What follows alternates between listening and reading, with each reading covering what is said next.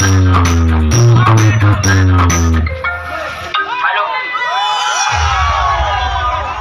हमारी सुनना संभाल के बहुत